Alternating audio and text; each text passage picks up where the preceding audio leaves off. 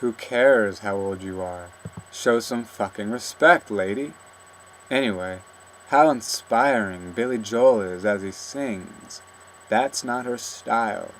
We didn't start the fire, etc. How do you contain yourself when noting your gratitudes? The intensity reminds you of the movie American Beauty. Wish you could remember the conversation the characters have, the guy and the girl discussing all the beauty. Ah, eternal showers of beauty. They want their money. Not they as in everyone, but rather they as in those particular people who share specific sentiments, thoughts, beliefs, even sayings. He is emptying their trash cans, holes in the trash bags, dripping. Fuck, he screams. Now he is scrubbing their trash cans. Fuck this, he screams. He loathes his job, thinks he's better than minimum wage and trash. You feel bad for him and wonder, what will he do for himself? To do better for himself. What to do with the knowledge you are gaining? You sort through your knowledge like a pile of pictures. You imagine creating a panacea for the boring, depressing, at times fatiguing homogeny, cynicism, and decadence you happen to walk by. But what and how? All the stimulations your subconscious has been fed.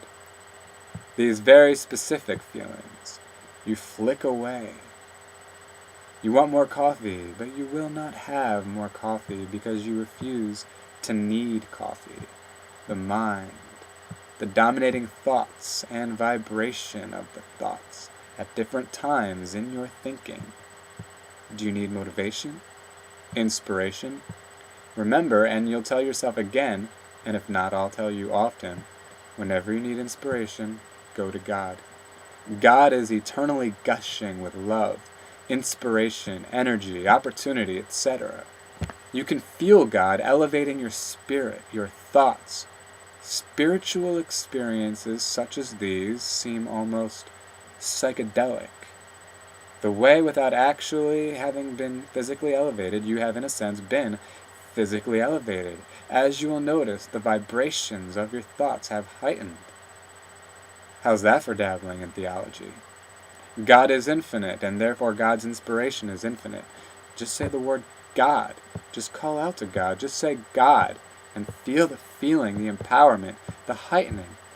Although not everybody can feel this because they don't have faith. Faith is fascinating.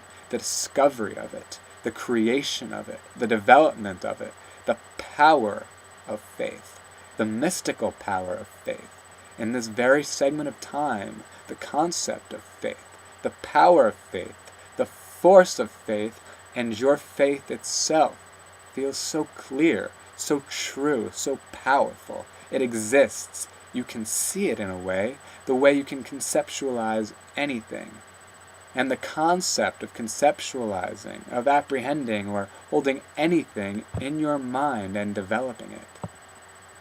See what a great impact reading Napoleon Hill has on your mind?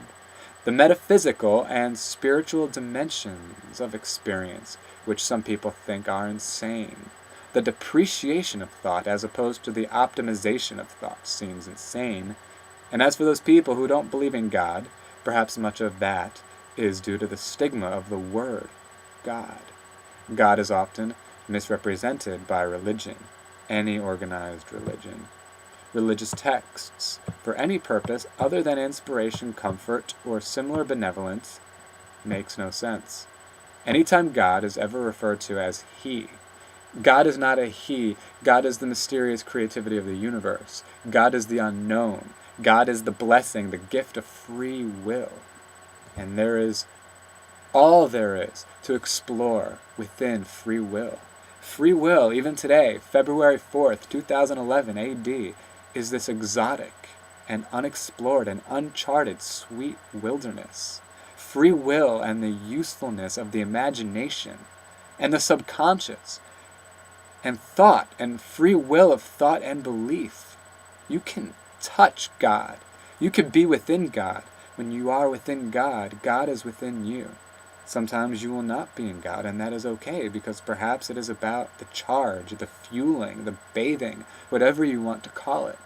And if you never left God, you would never know the splendor of returning to God. Like sex. Very similar to sex. Ultimacy of that pleasure, value in the longing, the desiring, the craving, the seduction, etc. Being within God, and yet still in your body and still in your mind. This mystical experience, pure peace, better than a Buddhist's nirvana, because there is the certainty that whatever you want in this life, whatever it is you truly want and know you'll have, you will have. When you are within God, you experience this, and you feel you are being guided.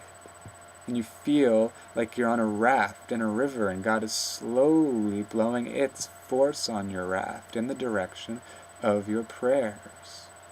And it is a soothing, gliding force, very soothing and purely spiritual, although you can think about it and in a sense visualize it via symbols, metaphors, etc. You weep with gratitude. You are so happy to be alive. Not enough people know how much is possible, and especially how much greatness is possible and how much happiness is possible. No, not enough people know it. Not enough people believe it. But in the words of Bob Dylan, the times they are changing. More people are discovering, and more people shall. If only you could have been here, in this state of being a year ago or 2 years ago. But it doesn't matter. It's all part of the adventure, the voyage, the intellectual, mental, spiritual voyage. In your mind, stirring the last few hours, you were watching a movie. You are nobody but yourself. What will you dream about tonight? She is showering. What is she thinking about? Her pants were so tight. Thoughts that begin blurry, but then sharpen and clarify. She is obsessed with herself, thinks she's the queen, spits fire figuratively. Whip your day, whip your time, and tell it how to be. And back to God. Sometimes you need God. It can be strange to admit it to yourself that you need God, that you need anything, but you do sometimes need God. And to pray earnestly for more energy to bust through the temporary, lethargic stupors. You enjoy some solitude and gain some clarity. Ideas come to you. You're becoming more organized. You learn to think more before you speak. Sometimes verbose, sometimes right to the point. Either way, with more power. You made new friends. They appreciate your interests, your passions, your efforts, and vice versa. I forget what I was going to say next. Meditate more. She didn't believe him that he had over $50 million, but he did. She also called him a narcissist. When she was a child, she told her mother she wanted to be cool when she grew up. He imagined a life without the internet and didn't like what he imagined. He wondered if global warming could be propaganda. You can get so confused sometimes. Not necessarily about anything specific. As you clarify your purposes, desires, and objectives, so many seemingly random, despite believing nothing is random, memories playing. What do those people think of you, and what do you think of them?